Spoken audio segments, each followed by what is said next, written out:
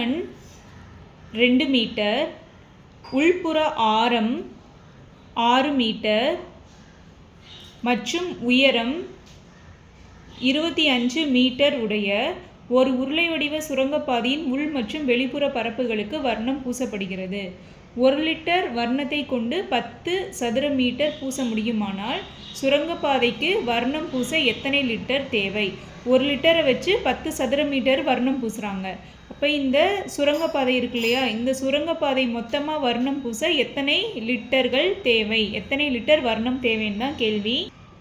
தேவைப்படும் வர்ணம் என்பது சுரங்கப்பாதையின் வலைப்பரப்பை 1 லிட்டர் வர்ணம் பூசக்கூடிய பரப்பால் வகுத்தா கிடைக்கக்கூடியது தான். இப்போ இந்த கேள்வியில் வெளிப்புற ஆரத்தின் மதிப்பு கொடுக்கல, அதை நம்ம கண்டுபிடிக்கணும். வெளிப்புறம் ஆரம்ங்கிறது உள்புற ஆரம் ப்ளஸ் தடிமன், இது ரெண்டையும் கூட்டினா கிடைக்கும். உள்புற ஆரம் 6 ப்ளஸ் தடிமன் 2 மீட்டர் ஈக்குவல் டு 8 மீட்டர் அப்படிங்கிறது தான் வெளிப்புற ஆரம் ஆர். 6 equal to 8 metre.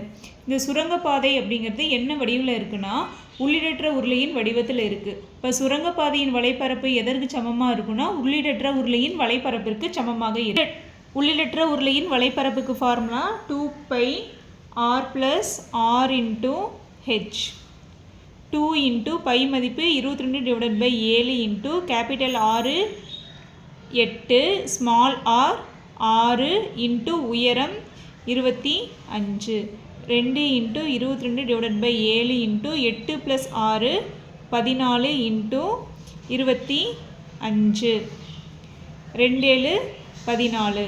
என்ன கிடைக்குன்னா 2 × 2 × 25. 2 2 4, 4 × 25 100.